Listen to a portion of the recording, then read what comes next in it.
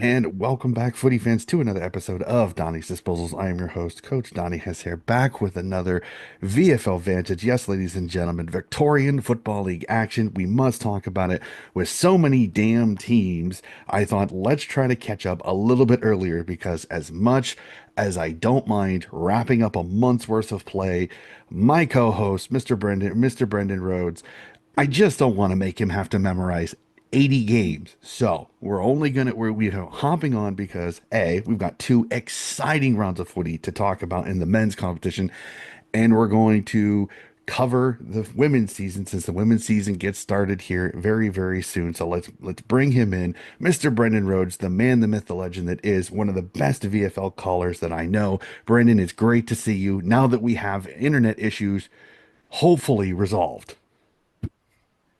Let's hope so. Good day, I had to throw that in at some stage. How you going, Donny? And you did keep it very quiet before our last chat. A big happy birthday to you since we last spoke too. So I hope you had a good one, and you're quite content on this side of the hill with the rest of us old fellas. Well, I will tell you this. The Swans definitely made it a little bit better at the end of the weekend with a gritty yet tough win at Fremantle. Unfortunately, the VFL side did not go over as well during my birthday weekend, but you want to know what? I had footy to enjoy. The footy is getting going. The old ball coach his heart is very, very happy because he's got plenty of footy to keep track of. So let's jump right into it, sir. We've had two rounds of the men's footy, and as you and I were talking off mic, it has been a cracking two rounds because normally you would think there'll be a couple of good games, but most of all, you'll see teams figuring it out. Holy shnikes, has each round brought us some absolute fireworks. So just going over the last two rounds, holy crap, are we getting some great footy in the VFL this year? 21 teams, mate. But I reckon there's about 15 of them that you could throw a blanket over. It's that close, the competition this year, and one of the sides that I predicted to be out the front of that group is 0-2, and one of the teams that I predicted to be down the bottom of that group is 2-0. So that tells you just how good a competition we've got, regardless of how many teams there are. Very, very true. So let's jump right into the exciting action. We will jump back to round one. On the old ball coach's birthday, we see a cracking one at Box Hill as the Hawks survive a scare by the Carlton Blues by 4, 80-76. The Brisbane Lions with an impressive 25-point win over Port Melbourne 106-81. The Magpies ruined my birthday a tiny bit with a win over the Swans 84-59. The Southport Sharks get revenge in the rematch of the grand final with an 18-point win 89-71 over the Werribee Tigers. Essendon get a nice win over the Williamstown Seagulls by 11, 94-83. Footscray put a whooping on the Northern Bull Ants by a total of 126 points, 148-22. We have a draw in round one as the KC Demons in North Melbourne play to a 70-76 draw. Richmond survive a scare by the Coburg Lions by 13, 88-75. And the Cats get a win at Trevor Barker Oval over the Sandy Dragons, 91-60. A couple of cracking ones. Let's start off. I mean, how do you not start off the season with a cracking 4-point game between Box Hill and Carlton? Absolute cracker in the end. It looked like the Hawks were in complete control for most of the night. They led by around about that 3 or 4 goal mark. They had many more opportunities, as you can see by the final score: 11-14, 80 to 12-4, 76. So 25 scores to 16 in favour of the Hawks. But Carlton, who finished 19th last year, taking on the Hawks, who, as I said, is, I reckon, one of the premiership favourites this season. They kicked the last 4 goals. They flew home, and in the end, they only fell short by the confidence and the competence, I suppose, of the Hawks, that they were able to shut the ball down for the last 3 minutes and keep it up on the wing and not give away another shot at goal. But a team who I thought would finish, in the teens, has given a really good run to a team that I had in the top three. Definitely for sure. And then as we said off mic, I mean, normally you go into round one thinking there's going to be a decision, and we get a draw right off. So we get a draw between Casey and North Melbourne, and an absolutely scintillating. I remember sitting down and watching this match and going, it was back and forth, neither team really taking dominance. So a cracking way to start. We get a draw, the most anticlimactic end to a game ever. And both teams will be left thinking, well, we blew that. Hmm. Because in Casey's case, they dominated the game early on. They kicked 2 goals 9 to 2 goals 2 in the first quarter against the Kangaroos, and I think by midway through the second quarter they had 2-11 on the board. So they had their chances to really put North Melbourne away early. They couldn't do that. The Roos came back, got themselves into a good position. They kicked the first 2 goals of the last quarter, first 3 goals, I think, of the last quarter, and got an 18-point lead. But then Casey was allowed to come back again. They got right back. They took the lead once more. And then Geordie Payne, last year's mid-season draft, number one draft pick for North Melbourne, he had 2 chances right at the death to win the game. The first snap just missed, which levelled the scores. The second snap, which would have won the game with about a minute to go, went out of bounds on the full and left the game locked together. And once again, left people asking whether we should have extra time, which is an argument that comes up every single time that there is a draw in any competition anywhere. Yep. And which is really funny because I remember last year I remember last year in the AFL having that same conversation. We had one of the draws during the season and everybody was like, "We should go to extra time." I'm like, "No, no, no, no, no, no, no, no. Keep it a draw." Because honestly, I bet you the coaches probably prefer it because they can get on these boys about, hey, you had a chance to win and you didn't pull it off. And the other thing that you look at it too is that if you go to extra time, somebody wins that may not have deserved to win the points. So hey, if you get through 80, if you get through 120 minutes and nobody can win the damn game, settle the 2 points, walk away, and you both learn from it. You may not learn as much if somebody gets a win because you play extra footy just because people have the attention span of a gnat. So I'm one of those. I love it. I absolutely love the draw. I think the draw it throws the ladder a little bit. I think it's fantastic. I think it's one of those. I was so angry when the NHL took it off over here because a draw is a perfect. Sometimes it's a perfect result because neither team really deserved to win, but neither team really deserved to lose. So absolutely love the draw. So as we saw, round one, I'm not, fantastic. I'm not against it. I'm not against it. I'm sort of 50-50. I'm sort of a draw about the draw, you could say. Hmm. Yeah, I see the benefits of playing to result. I see the benefits of leaving it locked away. If you were going to play extra time, there is different arguments about what format you'd take. Hmm.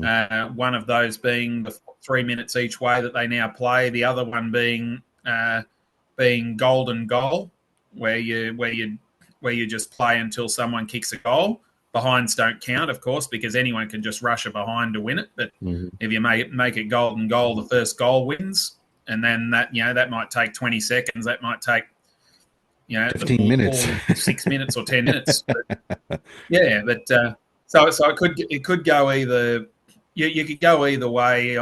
I'm sort of I'm sort of like, I suppose, not really convinced about the positives or negatives of either. But in this case, as you said, it probably goes to the right hand side of your argument in that neither team really deserved to win because they both had their chances and couldn't get it done. Yeah, no, completely agree with that. So, as I said, there's merits both ways, but I just personally, again, and everybody's got an opinion. We won't go to any more of the different innuisms from that, but for me personally, I think split the 2 points. Both coaches can use it as a teaching mechanism for their teams. So at least for me personally. So that's the first round. The first round is entertaining, but holy crap, we treated to some cracking round two because holy shnikes. And the best part about it is our co-host here. had the luxury of calling probably what could have been one of the most exciting ends to the round. So we will actually save that for the end. We will talk about that game at the end. So jumping into round two, we get started just as good as round one. A 2-point win by the KC Demons over the Gold Coast Suns, 90-88 at KC Fields. The GWS Giants with a win over the Williamstown Seagulls, my 29, 93-64. The Werribee Tigers bounce back after the grand final rematch with a nice 23-point win over the Essendon Bombers. We will skip the next game because we will talk about that later. We have Geelong getting a nice win over the Northern Bullants, 90-60. Coburg just falling short to the Southport Sharks by 3, 62-59. The Box Hill Hawks go 2-0 as they get a 9-point win over North Melbourne, 92-83. And the Frankston Dolphins decide to kick their way behind away to a win by 16, 50, 34. We will highlight the first game and then come back to the one because this is insane. A 2-point win by the D's at Casey Fields, a fantastic win by the D's after the draw in round one.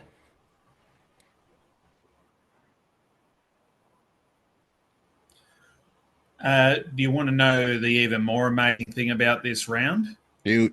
Of the 16 teams that played, 14 of them actually led during the last quarter. Mm-hmm. That tells you how good a round it was. The only two teams that didn't lead in the last quarter was Gold Coast, who came from 6 goals down in the second quarter against Casey, the one that you've touched on right now. One of the best ruckmen in the competition for Casey, Tom Campbell, was absolutely dominating that game. Went down with a hamstring injury midway through the second quarter with the Demons up by 36 points. And Gold Coast just plugged away and worked their way back and worked their way back. They actually got within that 2-point margin with about 6 minutes to go, but they weren't able to find the other goal that they needed to take the lead. The other team that never led in the last quarter was Port Melbourne in that very, very, what's the word, profligate, I suppose, game against Frankston, where they actually kicked 2 goals for before Frankston scored. And then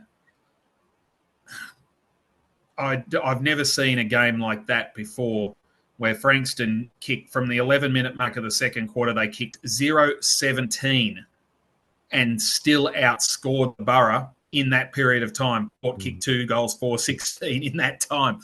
So they kicked 0-17 in 2.5 quarters and still won the game by 3 goals. So that's all we need to talk about that one. But every other team, including Williamstown, who lost by 29 points, and Essendon, who lost by 23, they were both in front at 3-quarter time. Mm-hmm. Yeah. And then let's bring it in the one game we didn't talk about because our co-host Brendan Rhodes here got to call this game as the Richmond Tigers get an after the siren goal to knock off the Zebras 80-74. Brendan, you had the luxury of sitting in front of the mic and calling this game. How fantastic a game of football. Not too many times do you get to see a goal after the siren and the Cardiac Cats get it done again. Well, I've done 798 games of football, Donny, and I think that is about my 4th after the siren across 27 years of calling footy. So you don't get many opportunities to do it. You're exactly right. I did have one early last year as well, between Williamstown and Coburg, which I was blessed to be at. On this occasion, Sandringham, well, they will be absolutely kicking themselves. A little bit unlucky and a little bit silly at the end of the day. They led by 23 points at 3-quarter time, the Zebras. Both teams were a man down. Both teams lost a man in the first quarter to injury. But then in the first 5 minutes of the last quarter, Sandy lost 3 more. And that left them with 1 fit player on the interchange bench. And, yeah, Richmond absolutely dominated the final quarter. Zebras didn't actually score in the final term from that 23-point lead. And Richmond just peppered the goals. They kicked 3 goals, 5 to level the scores. their last two shots in normal time, one missed by half a metre to the right, one missed by probably about 5 centimetres to the left. So they were that close to winning it in normal time. But then, strangely enough, Sandringham's best player, Ari Schoenmaker, who can kick the ball 70 metres with his eyes closed. Like I can barely drive that far with my eyes closed, and nor should I or anyone else try that. Mhm. But he, instead of, with the scores level and seconds to go, instead of booting the ball down the line and trying to win the game, he turned around and passed it back to his goal square, back to his defensive goal square. He kicked it a metre over his teammate's head. The ball trickled over the line for a throw in, which gave Richmond a chance to build the pressure again. There was a goal mouth scramble, a couple of extra ball ups, and then Billy Richardson, playing his second game for the team, the ball landed in his lap. He just threw it on the boot in a panic. It went straight out, and the Richmond captain Joel Garner took an easy chest mark, 35 metres out, straight in front. 5 seconds before the siren, all he had to do was hit the 19.2 metres. Any score will do, as anyone who's watched it would have heard me say. Mhm. He was able to kick the goal and pinch the victory for Richmond. Pinch mightn't be the right word because it was tight all day, apart from when Sandy got that lead in the third term. But they certainly left it right to the death, and it was just ice in the veins and just refusing to lose that got Richmond that win. And yeah, it was a privilege to be there calling it. Yeah, I remember sitting down to watch this game, and I went, "Wait, is that who I think that is?" And I was like, "Yep, that's my co-host." So had to smile as I got to listen to the call. I thought the call was fantastic, Brendan. You and your co-caller were absolutely magnificent. I think it was a fantastic call. So it was great. So like I said, this round was just nuts. I mean, just looking at it, I mean, within three goals, you had one, two, three, four, five games this round within three goals. That's fantastic for a competition with so many teams. So that is it. That's the two rounds that have been covered. Again, we're going to try to do a little bit more of the VFL so we don't overload my co-host here. Which I think I know he appreciates because I know one time we had to do five rounds and I felt horrible for doing it. So let's jump to the burning questions. This is very early, so I'm kind of ad-libbing a little bit. So stay with me, audience, just the littlest bit. So it's only been two rounds. But for you, sir, are there any patterns that we're starting to see? I know with buys and everything like that, the ladder is you really can't look at the ladder because it just doesn't make any sense because some teams have played two games, some teams have one. So again, the ladder is a little bit like the AFL. You really can't put a ton into what the ladder looks like. Yeah, no, ladders don't really take any sort of shape, I don't think, until about round 9 or 10. Certainly not in the VFL, where we've had 8 teams out of the 21 have already had a bye, 3 in round 1 and then 5 on the weekend in round 2. So it is quite stop-start in the early stages. We do have we've got another, I suppose, round where 3 teams have a bye this weekend. Only 9 out of the potential 10 games going around before gather round and the state game next week, which I'm sure you might want to touch on later on if we get the opportunity, because the squads, the VFL and VFLW extended squads are out at least, so we can potentially look at those. They are very, very strong looking teams. But yeah, what it's showing me is pretty much what I thought, is that there's absolutely nothing between these teams. Like the Northern Bull Ants, yeah, they got an absolute hiding off Footscray in round 1, but they were only 7 points down halfway through the second quarter until before the Bulldogs blew the cobwebs out and got themselves going. And then they responded by going to Geelong on the weekend and actually leading at three-quarter time before being overrun by 5 goals. So So they are a much better team than they were last year. That's at the bottom of the ladder. I had Sandringham right down the bottom of the ladder, and they probably should have beaten Richmond. Up near the top, I named Brisbane Lions last time as the premiership favourites. They've only played one game. It was a solid win over Port Melbourne. Um, I named Box Hill as a premiership favourite. They've had to fight tooth and nail to have their two victories by 4 points and 9 points.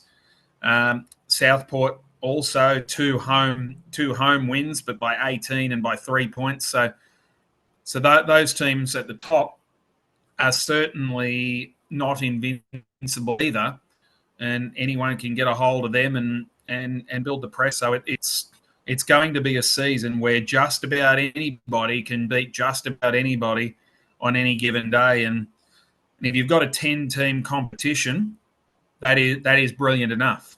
When you've got 21 competitive teams, yeah, good luck picking winners. Well, as we kind of said in our preview, one of the things that you and I both had said is that when you see the teams that are unconnected, that are standalone teams, and they're being successful in a competition full of AFL reserve sides, it is fantastic for the competition. It makes tipping a nightmare, as you said, but it makes for entertaining football. So I'm looking forward to it. So we'll go to the next question. I know Richmond last year was kind of became the cardiac cats. They found ways to win. They're starting their season again. Can they keep up with all these close games, or is it eventually going to wear this Richmond side down? We thought it'd wear them down last year, and it didn't. And Yeah, they made the very true. finals. They just kept winning. Um, I I wasn't taken aback. I was certainly very happy, actually, to have when I went and I've done Richmond in both weeks so far. When I went out to do their game in round one, I was actually very happy that they accosted me and asked me how the hell I could pick them to finish 18th after they finished 10th last year. and and I just said, guys, this competition is that close. And I reckon your season last year was that remarkable. You've gotten a lot younger this year, and it's all about how the kids will go. And if you go out and prove me wrong, nobody will be happier than me. Hmm. And so far they have. They've won 2 games. They've had 2 good solid wins in games that they had well every right to lose. Hmm. And yeah, so who's to say they can't keep going? Who's to say they can't buck the trend again and make the finals, even with that extremely young team, especially when the 3 or 4 guys who are still recovering from last year's ACL injuries come back and get back to the park in the second half of the season. Hmm. Yeah, it's gonna be funny. It's always fantastic when you get that team that just they always seem to find a way. I know it enthralled the AFL fans when Collingwood kept finding ways to win close games. So we'll have to see. It's fun knowing that Richmond is kind of taking on that moniker, the Cardiac Cats. I think it'll also depend on how their AFL side does. If they can stay healthy, keep this VFL side together, I think that'll help. It'll be fascinating to watch because again, Richmond's AFL side, the expectations are very low, so we'll have to see how that affects it. So, and then I think this is fun. This is a fun one to end the burning questions for the men. Is there have been a lot of great close games, as we kind of said. There was 3 in the first round. There was probably 6 that you could say at least in that second round. Are we seeing the comp balancing out? Are we seeing the standalones kind of catching up to the reserves to the point where this could be a competition that anybody could win it? Without a doubt. And that's the best part about it is we've always had those three or four, say 4 of the standalone clubs, even though one of those in Port Melbourne has been down for the last 7 or 8 years. In the case of Williamstown, Werribee, and Southport, since they arrived in the competition, they've been right up there and they've had no trouble recruiting strongly and staying with the AFL sides. Port Melbourne has done that this year, even though they are 0-2, and um, they'd be bitterly disappointed not to be 1-1, even though they've played 2 finals teams from last year. I don't think anyone really expected them to go and win in Brisbane, but a home game against Frankston, and they never really fired a shot. And if Frankston had kicked straight, they probably would have lost a lot easier. The coach, Brendan McCartney, who of course used to coach the Western Bulldogs a few years ago, his director of coaching is the great James Hurd, who I'm sure even any footy fan, even in America, would know a fair bit about him. Mm-hmm. Um, they laid down an early marker at selection last week by dropping their full back, their full forward, and two of their Essendon AFL recruits after the round one game. Unfortunately, they didn't get the response they would have liked. So it remains to be seen what happens this week, whether they make another statement or whether they go with what they've got. But they're going to be a really strong team once they gel and get themselves going. And we discussed this in our preview a couple of weeks ago. The two teams, the three teams who have perennially struggled. Frankston made the finals last year, and I'd be surprised if they didn't make it again. Coburg is improving out of sight, and we saw on the weekend that anyone who is even remotely off their game can get beaten and possibly will get beaten by Coburg. And the Northern Bull Ants, as I said, just call that round one result a mulligan. While they're probably not going to win a lot of games, they are certainly going to give their fair share of cheek throughout the season, which is great to see. And it's not a stretch to say we get 5 out of the 7 standalones in the finals, and some people have said Coburg could make it 2 and make it 6, and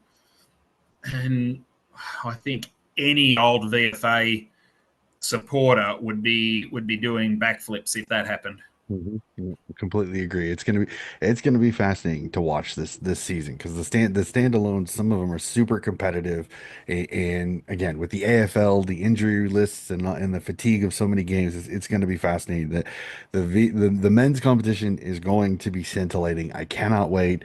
But we get to it. We are getting closer and closer to the women's competition. Now we decided to do the preview a few weeks before the season started, just because I didn't want to overhaul Brendan with everything like this, and we will also preface this. Unfortunately, many of these VFL teams are not exactly super active on some of their movements. So this may come off a little bit guessy when it comes to our women's preview. We're going to do our best, but I want to be straight and honest with my audience. Unfortunately, the VFL doesn't have a lot of communications when it comes to comings and goings. I know Brendan is in the process of working on that. So just wanted to give you a heads up. So let's jump into the women's season, Brendan. Again, we're jumping a little blind here, but we're going to still have fun. We'll preview the season and get after it. So we'll look at last year again. We had North Melbourne. We had a hell of a season last year. We'll start off. We'll get the sad parts out of the way. Who do you think could be the biggest faller this year for the competition?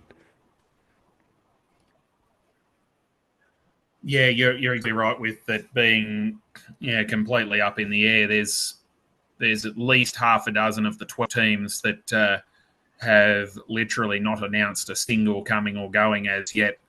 Um, the final squad lists are usually due 2 weeks out from the start of the season, which means we should see them by the end of next week, which will give us a lot more of an idea at this stage. But a lot of people are saying that Port Melbourne would probably be a big slider because they've broken their alignment, or Richmond have broken their alignment with Port Mm-hmm. Melbourne. So Port is now a standalone team for the first time since they joined the VFLW 4 years ago. I don't necessarily subscribe to that because they didn't see a lot of Richmond players over the past couple of years anyway. I think they might have had on a couple of occasions 4 or 5 at the most have a game.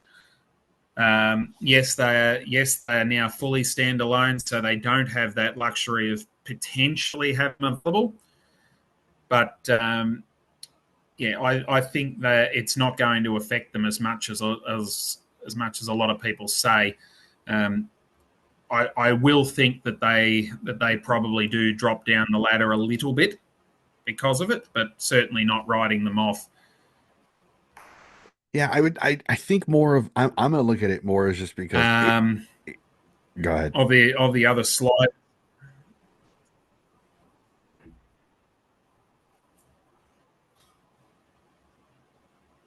sorry, continue. No, I was gonna say I'll jump in here just personally looking at it. For me, if there's gonna be a faller, I'm interested to see Williamstown a little bit because 14 game season and they win 11 games last year. It's not easy to hold that. Could they fall back a little bit?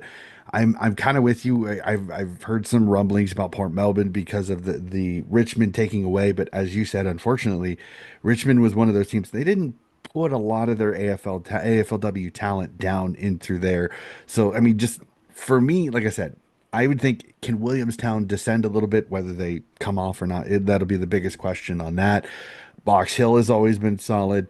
Interesting to see how Essendon will go this year. So there's several teams I could see that made finals that I'm interested to see. Did they take maybe a little bit of a step back this year? Be fascinating for me. So I'll let you continue. Sorry about that. There's definitely definitely a big watch on Williamstown. Yes, um, they they were fantastic last year. They took most before them, but when they lost their inspirational captain um, to a knee injury late in the first final, it sort of cost them, and they never recovered, and they lost their next two finals quite comfortably. That was Eliza Strafford, who was not necessarily the best player, but certainly a wonderful leader. So to lose her was crippling, and as far as ACLs go, that means that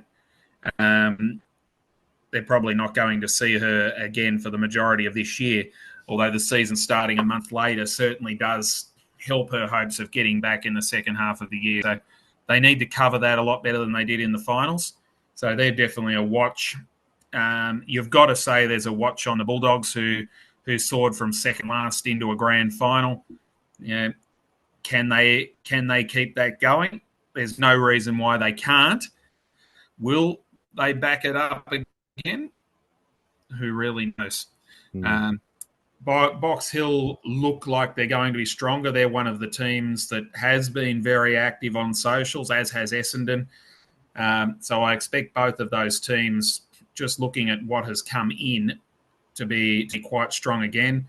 But for me, North Melbourne is definitely the team to beat once again. And there is a little side note of something to watch. Rebecca Neves, who played 94 VFLW games and was second in the all time records until not playing last year at the Southern Saints, who are of course now known as Sandringham, which I'm absolutely delighted about. Um, she's actually bobbed up at the Box Hill Hawks. So she's sitting on 94 games.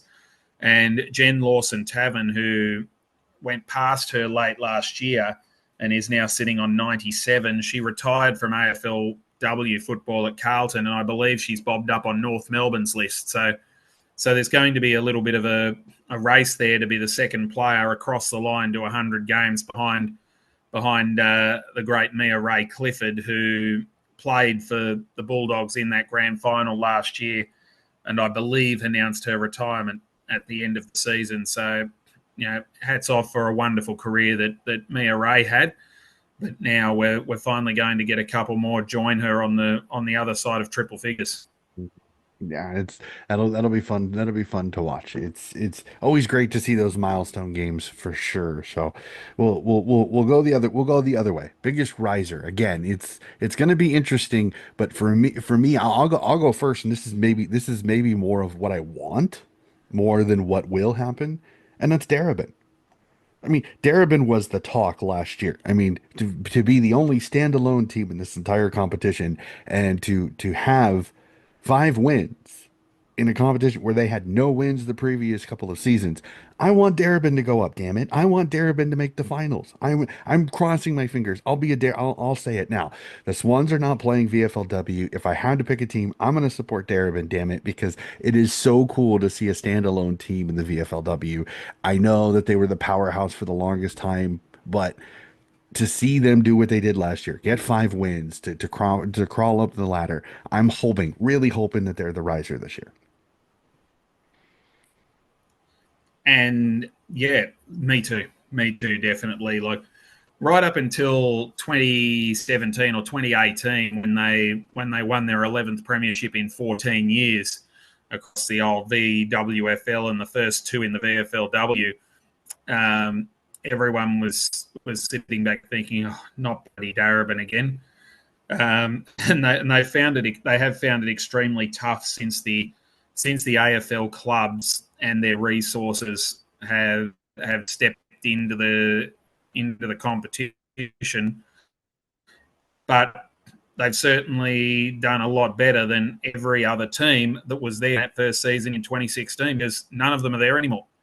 Darabin is the only one that has survived, and if you have a quick scan down the list at the teams that are there, um, they are the only team that played in the 2016 competition that is still playing in 2025.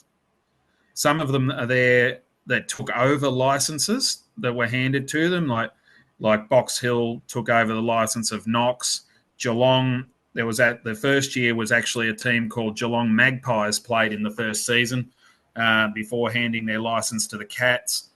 Cranbourne gave their license to Casey, so on and so forth. But yeah, they're just the great survivors, the Falcons, and now they sort of represent everyone from the old Victorian Women's Football League, the old competition that was formed in 1981 and lived until the VFLW took over in 2016. They represent the history, and I'm sure everyone who was involved in the old VWFL, including those who played against Darabin and got beat by 200 points on regular occasions, would be wishing them well. Mhm. Yeah, like I said, it's a weird story because of the dominance that they had in the previous iteration of the competition, but again, it was just such a cool story. So, which actually is a great transition, at least for me, is what's your bold call? I love having these fun ones that we can go back and chuckle at ourselves at maybe something crazy. And like I said, I'll go first. Bold call. I think Darabin, I bold call. I hope Darabin make the finals this year. Legit. I'm gonna say it. I hope Darabin make finals this year. I think it would be a fantastic story for the competition to see this club get to a finals. My bold call, hoping Darabin make finals this year. Not a bad one at all. And you did touch on Sydney not being in the competition again this year, so we do need to look at that too because that's going to change the entire dynamic of season 2025 with Sydney and GWS not playing their 5 guest games throughout the middle of the Mhm. season. It's brought the competition back to its set 12 teams. It's allowed the fixture to reset in the seeding format that it used in the previous couple of years. The top 4 teams, the teams 5 to 8 and teams 9 to 12, were grouped into groups of 3, and they are the teams that play each other twice. So you play 3 teams twice for the year. So the team that won the flag, which is North Melbourne, they will play twice against the other teams that finished in the top 4, which was Western Bulldogs, Williamstown, and I think it was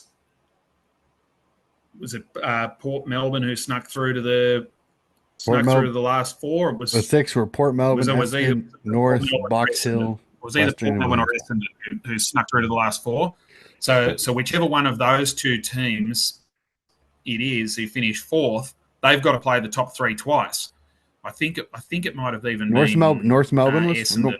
North Melbourne was fourth, Box Hill was third, Western Bulldogs second, Williamstown first.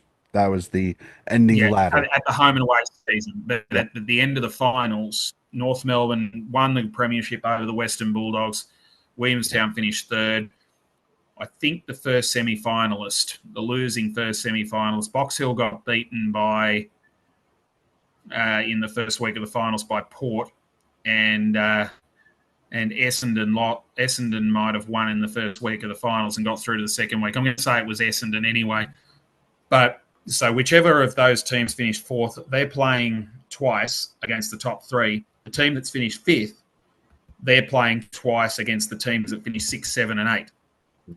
So that makes the draw a little bit different, a little bit easier for them. And in your wish for Darebin to push up into the finals, because they finished in 10th, their double up teams are the other three that finished in the bottom four. Mm-hmm. So that is Casey Demons, Geelong, and the Southern Saints, or Sandringham as they are now. So they do have, like last year, they had the hardest fixture. This year, they've nominally got the easiest fixture. Mm-hmm. So that will certainly play a big role in the year.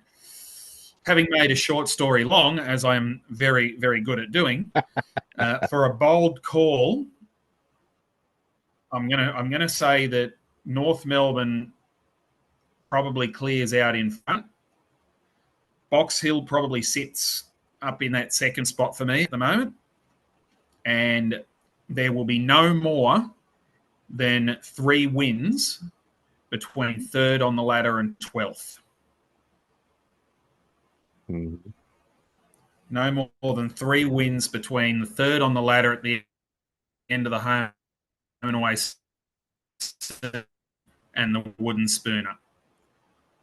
If I was brave enough, I'd say 2, but I'm not quite brave enough for that. So I'll leave it at 3 wins, the difference between third and last. Mm-hmm.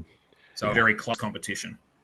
Yeah, it's going to be a fun competition. Absolutely can't wait. It's going to be nuts. I'm super excited for it because as I agree with you, I think it's going to be close. So my normal next question is what teams make the finals, but I know that's crazy. So I think we're just let's just we'll simplify it. What's your grand final? What's your grand final matchup, and who are the premiers? I'm going to go with North Melbourne to go back to back against the Box Hill Hawks. But there's absolutely no confidence in that because, as I said, there's just so many unknowns at the moment. So keep an eye out for my season preview to lob in a couple of weeks in the week leading up to round 1. It may look completely different once I have all the information sitting in front of me. But for now, that's what I'll say. Yeah, no, I'll go with you. I'll go with you on that one. I think North Melbourne's strong again. It'd be fantastic.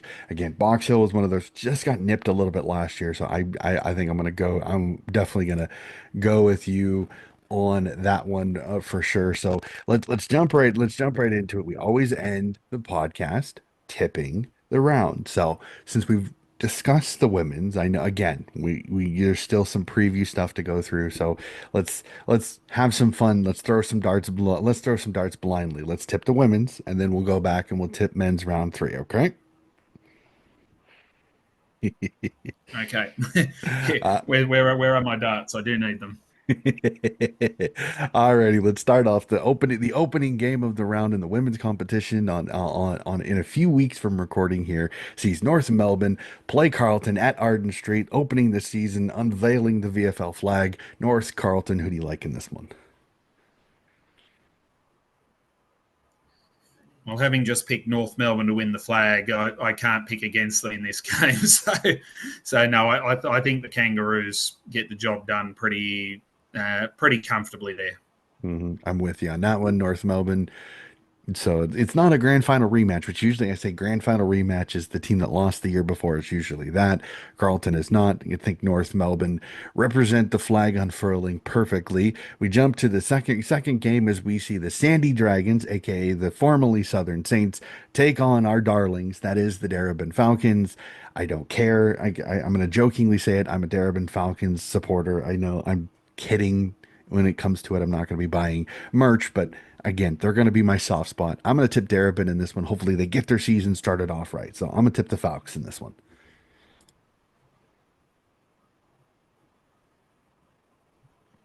Yeah, we'll say, of course, the Zebras rather than the Dragons. I do have to throw that one at you. Mm-hmm. Sandringham, the Oops, Dragons sorry are the about. under Yep, 18s yep. team That's under 18s. who are No, race. no. Yeah, that's all right. It's pretty easy to be thinking a lot about the Dragons because they are a superpower in under 18s football. They've just won 3 premierships in a row, which is not bad going. But um, yeah, this is a real toss up. I'm going to say I'm going to have to say the Zebras simply because there's going to be a lot of emotion around them playing in round one at home, wearing the yellow, black, and blue for the first time. So that they're going to be really fired up more than they will any other week for a big game in this one. So I'm going for the Zebras to win. Mhm. Yeah, yeah. It'll be an interesting one there. Yeah, I had the wrong Sandringham in the back of my head on that one. He's the perennial powerhouse in the under 18s competition. So the Zebras are the team that are playing the Darwin Falcons, not the Dragons. So that'd be an interesting game in itself. So all right, interesting one. At Deakin University down in Geelong as the Cats host the Box Hill Hawks in this one. Who do you like? Normally, any Geelong team is very, very hard to beat in Geelong. The Cats in this competition have perennially found it harder to win at home than they have away. And they're coming off a horrible run in the second half of last year when they slipped down to win the wooden spoon and they're out of the finals all the way to the bottom. And I don't think it's changing in round one. I think the Hawks will go down there and get the win and start their push back up the ladder in the right way. Yep. No, 100% on that one. I think Box Hill on that one. Interesting one. Casey Demons versus the Collingwood Magpies. Casey Fields again, the fortress that is Casey Fields.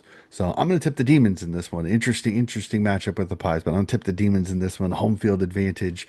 The windy conditions of Casey, I think, are going to be a little bit too much here. So I'm going to tip the D's in this one. Definitely shapes as a real flip of the coin game. This is actually the one that I will be calling in round one. We do have a roster out for a couple of weeks in advance, so I'll be out at Casey Fields on this day for the double head of the men playing against the Giants and the women playing against the Magpies. Yeah, I think at home, without any in-depth information on how the two teams are stacking up, you've got to go for Casey. Mhm. On that one. Interesting one. ETU Stadium in Melbourne as Port Melbourne take on the Essendon Bombers. Who do you like in this one? I think the Bombers are going to be around about that mark again. It'll be interesting to see. It's the first look at what Port Melbourne might be able to do as a standalone club for the first time. They would love to really get off to a win, get off to a flying start, and say, "Hey, we can stand on our own 2 feet." They're a very pro club, and that's what they'll be setting themselves for. But yeah, no, I'm going to go for Essendon.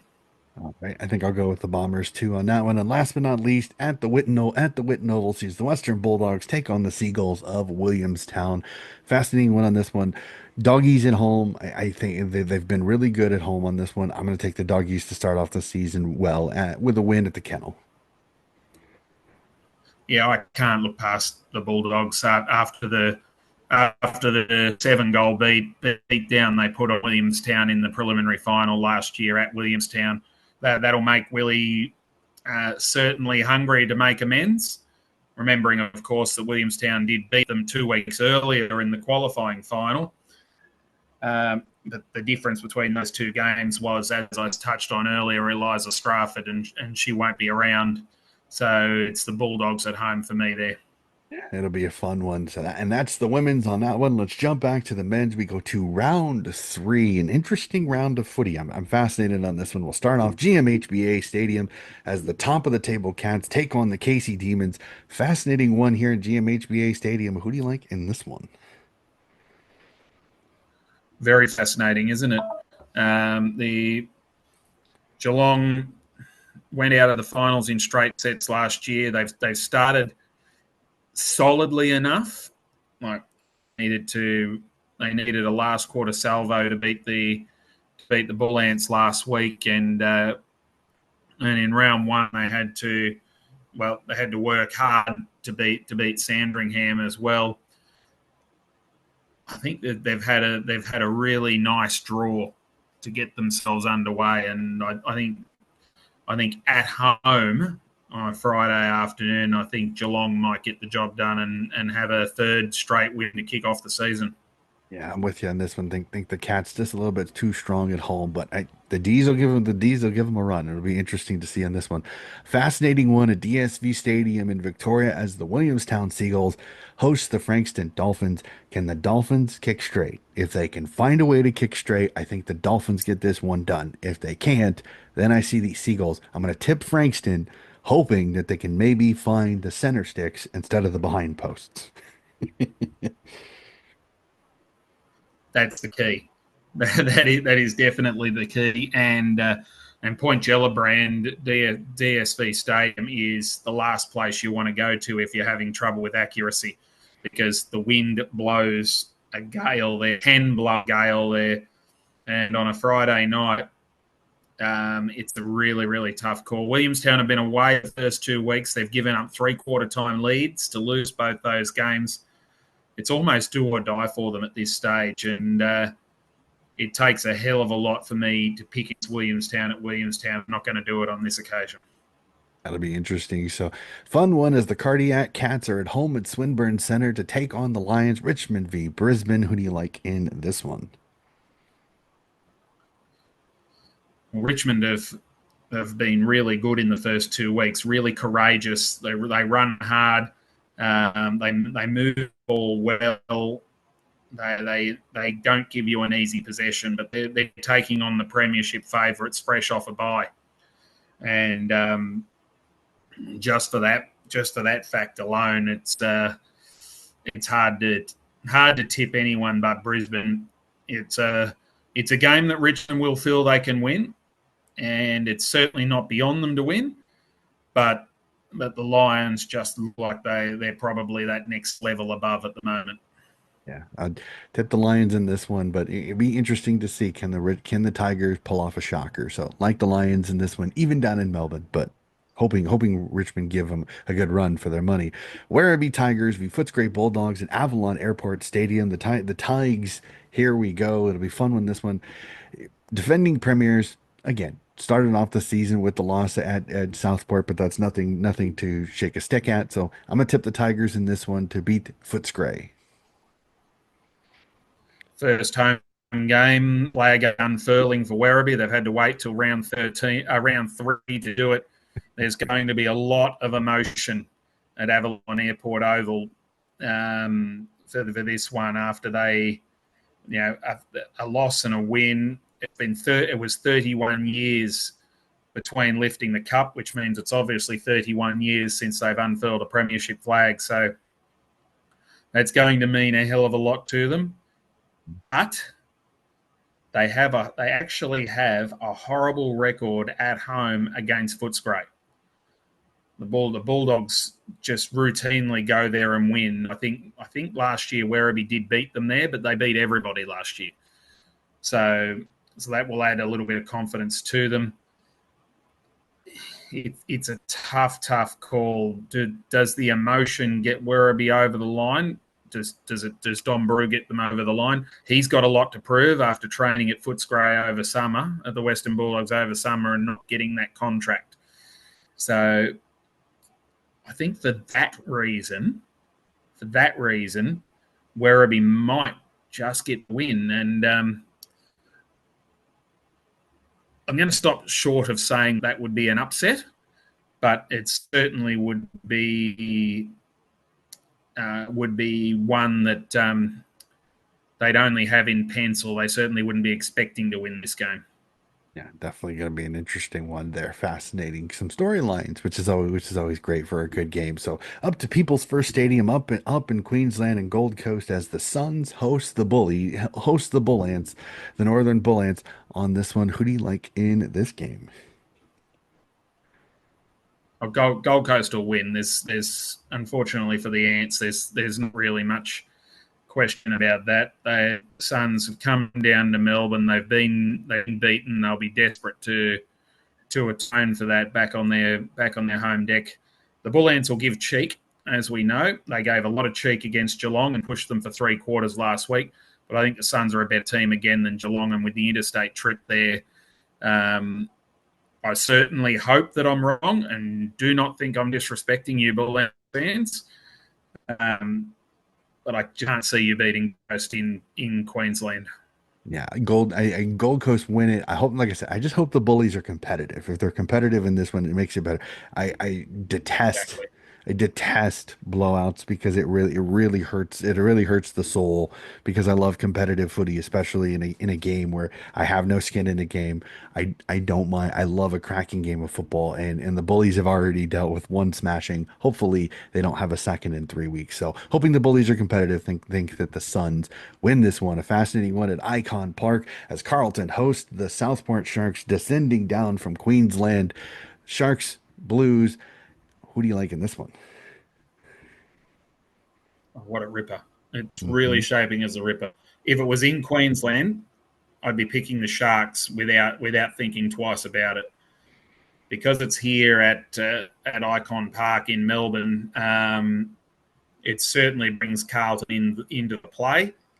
But once again, as I said, there's that for me. There's that top tier of 3 or 4 teams, and then there's that next tier of probably 14 teams that are fighting for the other 6 spots in the top 10. And for me, Carlton's probably in the lower half of that. So it would be for 4 points in this game for Carlton would be worth 12. And it's for that reason that I think Southport are going to come down here and exercise some of the demons of the 2 grand finals that they've narrowly lost on this ground in the past 3 years, and they'll beat Carlton.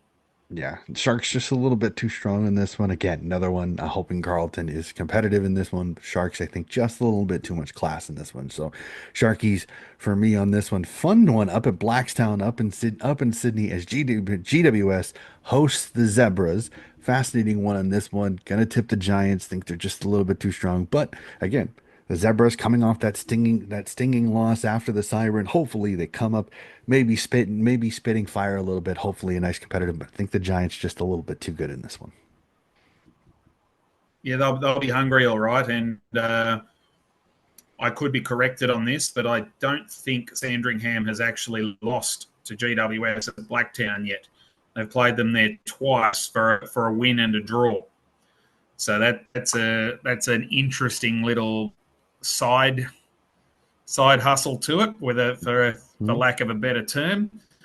But GWS were really impressive in the way they put Williamstown away in the last quarter last week, and if they play excellent football to that caliber, they'll be too strong for Sandy up there. Definitely, for sure, it'll be an interesting one. A fun one for me, a fun one for both you and I, Brendan, because I know both of us being Swans fans. A fun one at North Melbourne and Arden Street as North Melbourne hosts the Sydney Swans reserves down in Melbourne. Fascinating one for this. Who do you like in this? Roos, Swans. Unfortunately, gather round preparations mean that I won't be able to. I'll be at work, so I won't be able to get to this one. But I'll certainly have it. I'll certainly have it on the stream. That's for sure. And I'll be watching with great interest. A lot of this depends on availability. if the Swans come down here again with a similar sort of team that they played against, that they brought it down to play against Collingwood, only I think 8 or 9 AFL listed players and a lot of inexperience, then they'll find it tough because I think North Melbourne's probably a better team than Collingwood. But there is potentially some talk that a couple of the AFL players after the bye could maybe start filtering back through the VFL. Mhm. I'm talking possibly Logan McDonald. I haven't heard him being ruled out yet. Possibly Callum Mills or maybe Harry Cunningham. Mhm. So if a couple of those are able to front up, it certainly creates a totally different beast to Yep. front up against. That on face value, North Melbourne's only had a draw, but they led by 3 goals at Casey. At Arden Street against. No, it was at Casey. They led by 3 goals at Casey. They led by 3 goals at Box Hill.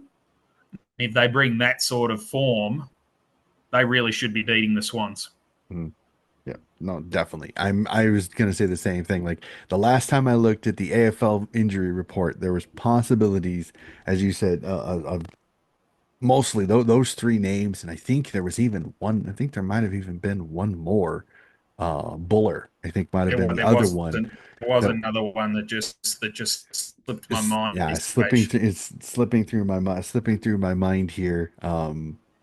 Because McInerney can't play because Caleb Mitchell also yep, come yep, back into the team too. yep. That was the other one. That was the other one. I knew there was four that the McInerney last suspended. Yep. yeah. Caleb Mitchell was a travelling emergency to Fremantle, so he'll come back into the team as well. Yeah, so it'll definitely be interesting. I think I think Lewis honestly, Melican was another one. yep, that's another one too. I mean, again, it's a lot of But if ands. he would play seniors. Yeah, it's a lot of if ands and buts, and we know several other things on there. I'm going to tip North in that Yep. one just because of the fact that even if they do get the AFLers back, are they going to be on limited? Are they going to be on limited minutes? Are they going to be at full? Are they be at full bore? I mean, I'm not expecting Cal Mills to come in and be the Cal Mills of the AFL. I'm expecting him to be rusty, needing to get things done. So, going to tip North in that one just to be safe because even if Logan McDonald, Harry Cunningham, and Cal Mills all come back in, they're all going to need time to get back to full-fledged fitness. They may be on limited minutes, they may be on limited contact. So I'm going to tip North in this one just to be safe. But as an AFL fan, it'd be fantastic to see them get a run in the VFL before potentially debuting for the AFL side later on in the season and ending the round, a fascinating one at Barry Plant Park as the Coburg Lions host Collingwood. Can the Lions get it done? New name for Piranha Park this year, and new sponsor Barry Plant comes on board there. It's going to take a little bit of getting used to because it's been Piranha Park for about 15 years, I think. Mhm. So they'll unveil that on Sunday, and the big question for me is Coburg is coming back from that monsoonal slog up in Queensland against the Sharks, Mhm. whereas Collingwood had their feet up. They had the bye last week. Yeah. So they will be fresh and ready to hit the game quick.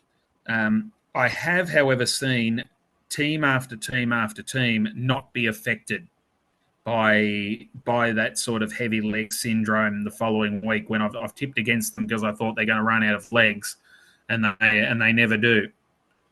And I think Coburg's playing good enough football for the Collingwood. So uh, it's a really, really tight one. If Coburg brings their best, then I'm going to say that they can sneak over the line and get the points.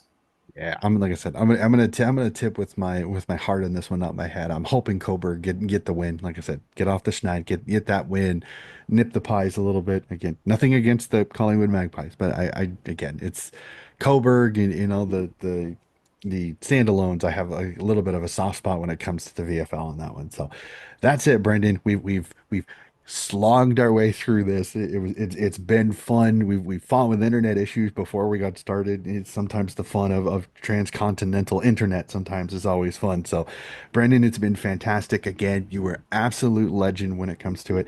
Thank you again so much. It's been so fantastic being able to go through this VFL again. It was I so much fun to talk this wonderful competition, despite the insanity that is 21 teams in the men's comp.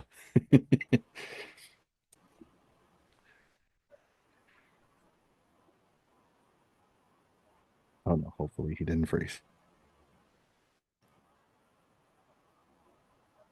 Can he hear me? Okay, Yeah, if we do do this often this year, then not only do we have to talk to each other, and I love talking to you more often because we know what the passion for footy is like all the way around the world, and it's great to bring it to them to the people over in America, and I know it's starting to pick up a bit more of a following here in Australia as well, which is great to see. So great work, mate, and I'll leave it by saying go the big V, and hopefully they can knock off South Australia for the first time in this new iteration of state football in South Australia next week, and good luck to the girls as well playing state representative football for the first time on Friday night next week. So hopefully the Vics can bring it home, and I'm smiling a bit wider than a bit wider than Phil is the next time you talk to him. It'll definitely be fun. I know that I've got my VFL, my sample, my waffle, and my favorite part is the fact I have an announcer that calls games in their competition in each of my podcasts, and I love all three of you to death. But your passion for your particular competition is outstanding. I absolutely love it. So I have a little bit of fun with it for sure. So that is going to do it for today's I will have podcast. to say though, Go SA ahead. clear favourites. SA clear favourites haven't lost a game for about 10 years or something like that. So it'll be a great effort if the Vics can get over them. Well, and I'm super excited for the women's competition because the Samfel W is a hell of a competition. In fact, this year's been I've joked with Phil Aspinall and Darce Evans, my two co-hosts, because my tipping right now looks absolutely atrocious because the two teams that had in the grand final have a total in 3 rounds of one win. So I'm feeling like a jinx. And then the team that I jumped on the bandwagon kind of saying that they'd make finals last year, Woodville West Torrens is 3-0 and is absolutely going gangbusters. So I think I went a little I think I jumped the shark a little bit on Woodville West Torrens. I think I went a year early on them, but it'd be fascinating. So I'm the women's competition I think will be even more interesting because of the Samfel W has been so strong. So I'm interested to see how those two teams match up. It'll be a lot of fun. So that's going to do it for today's podcast. Again, I cannot wait to talk more footy. It's always great. If you like what you're listening to, please like and subscribe. Again, we are trying to spread this wonderful game of football and talk about not only the AFL and the AFLW, but VFL, Waffle, Samfel, and their women's competitions as well, because there's some really good footballers, even in the state league competitions, that I think need this coverage. And it's been so fantastic being able to do it. So that is going to do it for today's episode of Donnie's Disposals. Again, there will be more footy coverage very, very soon.